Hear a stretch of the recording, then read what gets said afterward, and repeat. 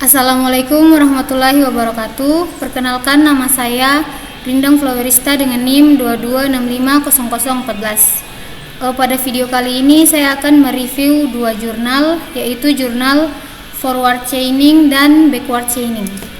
Langsung saja.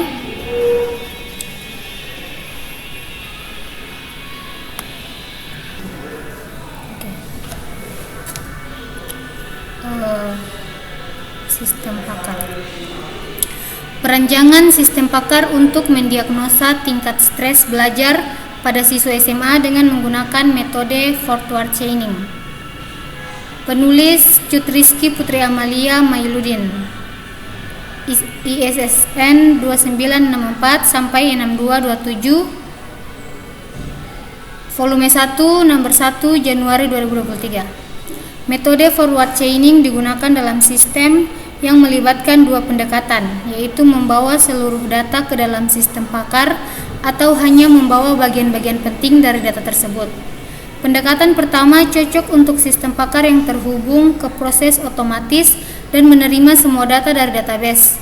Sedangkan pendekatan kedua yaitu menghemat waktu dan biaya dengan mengurangi dan memilih data yang diperlukan. Diagram konteks sistem memberikan gambaran umum tentang komponen utama termasuk administrator dan sistem.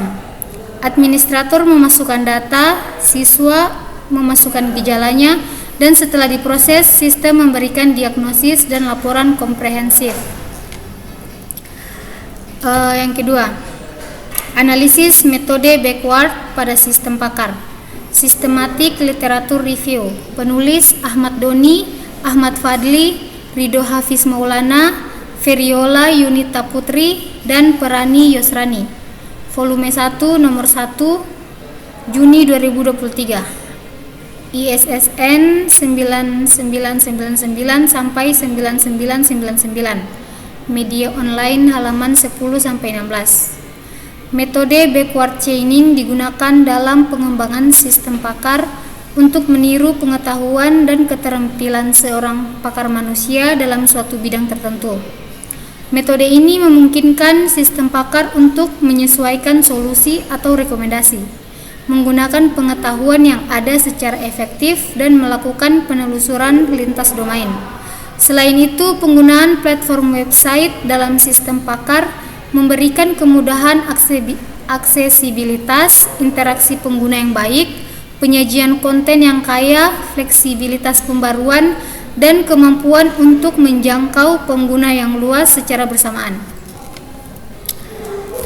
Lanjutannya, kelebihan metode backward chaining pada sistem Pakar antara lain efisiensi dalam pengambilan keputusan, kemampuan penyesuaian, penggunaan pengetahuan yang ada, kemampuan penelusuran lintas domain, dan kemudahan pemeliharaan. Metode ini juga memungkinkan sistem Pakar untuk mengintegrasikan pengetahuan kompleks, mendukung pengambilan keputusan krisis, mengatasi keterbatasan tenaga ahli, dan memanfaatkan kemajuan teknologi untuk meningkatkan perawatan dan manajemen kesehatan. Perbedaan antara kedua jurnal sebelumnya yaitu jurnal pertama membahas tentang perancangan sistem Pakar untuk mendiagnosis tingkat stres belajar pada siswa SMA dengan menggunakan metode forward chaining. Jadi artikel yang pertama ini membahas penggunaan data flow diagram dan metode prototype dalam pengembangan sistem. Hal ini bertujuan untuk memberikan solusi penanganan stres pada siswa dan meniru proses penalaran seorang ahli. Artikel ini juga membahas efektivitas forward chaining sebagai strategi inferensi. Sedangkan pada jurnal yang kedua membahas tentang penggunaan metode backward chaining dalam sistem Pakar. Ini mengidentifikasi bidang dan platform di mana metode ini umumnya diterapkan dan menyoroti keunggulan backward chaining dalam efisiensi pengambilan keputusan, kemampuan beradaptasi, pemanfaatan pengetahuan, kemampuan pencarian lintas domain, dan kemudahan pemeliharaan. Baik, mungkin itu saja video penjelasan yang dapat saya berikan. Lebih dan kurangnya mohon dimaafkan. Saya akhiri. Wassalamualaikum warahmatullahi wabarakatuh.